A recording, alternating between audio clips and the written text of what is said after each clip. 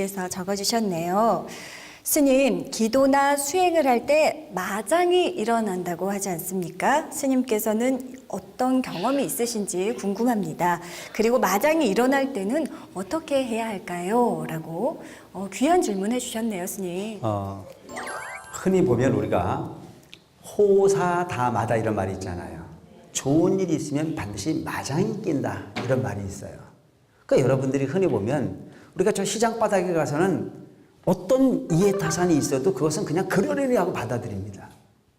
근데 깨끗한 백지의 그림을 그리려고 하다 보면 적은 티도 반드시 금방 드러나게 되어 있습니다. 우리가 수행을 한다는 이야기는 뭘까요?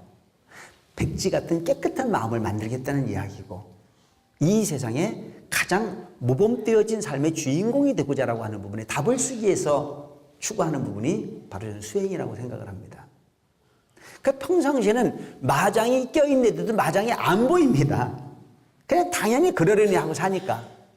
그런데 정말 깨끗한 도화지를 갖다 놓고 그림을 그리기 시작하면 그 도화지에 그려지는 색깔은 선명해지듯이 내 마음밭에 깨끗한 어떤 도화지 같은 부분이 마음을 만들려고 하다 보면 그것이 선명하게 보이기 시작하는 부분이 일컬어 마장은 아닐까 싶은 생각을 합니다.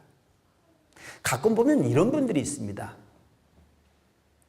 구인사를 간 것은 정말 복 받으려고 갔는데 갔다 오고 나니까 더 큰 사고가 나더라. 이 마장이라고 하는 부분이 이런 건가 싶은 생각을 하는 경우들도 있습니다. 물론 그런 이치도 있을 수 있습니다. 그런데 저는 그렇게 이야기를 합니다. 안 갔으면 더 큰일 날 줄 어떻게 아냐. 그거는 본인들이 기대 심리가 내가 갔다 왔기 때문에 좋은 것만 있을 거야 라고 하는 기대 심리가 앞서기 때문에 그것이 크게 느껴질 뿐이지, 거기에 갔다 오지 않았으면 그보다 더 큰 일이 있을 수 있다라고 하는 부분도 가정할 필요가 있다라고 하는 얘기입니다.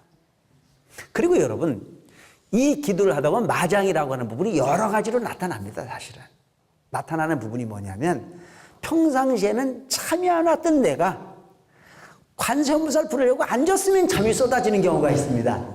이걸 우리가 수마라고 얘기를 합니다. 여러 가지 그런 부분이 마장이 있을 수가 있습니다. 그렇지만 그런 부분을 두려워하지 마라. 온열대학교 때 농사를 짓는 사람이 잡초가 무서워서 파종을 하지 않는다면 그는 가을에 거둘 것이 없습니다.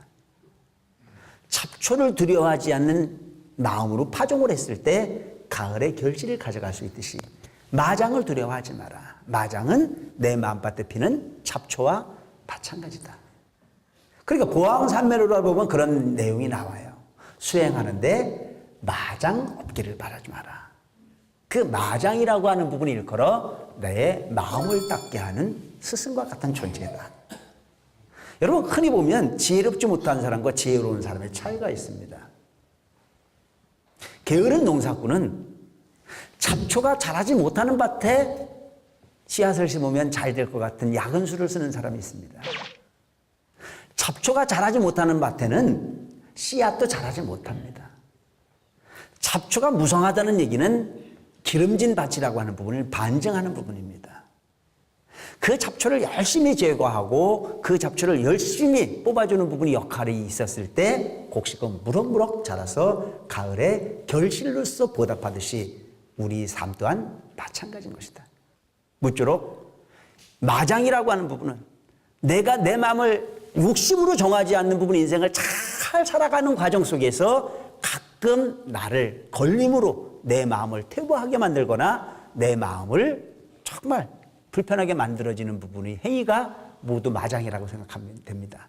그런 부분들을 지혜롭게 겪어 넘어가고, 난 무슨 일이 있어도 잘하려고 하기보다는 변하지 않겠다라고 하는 마음으로, 꾸준한 마음으로 실천하는 수행의 역할을 다한다면 그것이야말로 마장을 이길 수 있는 멋진 불자의 행위가 아닐까 싶은 생각을 해봅니다. BTN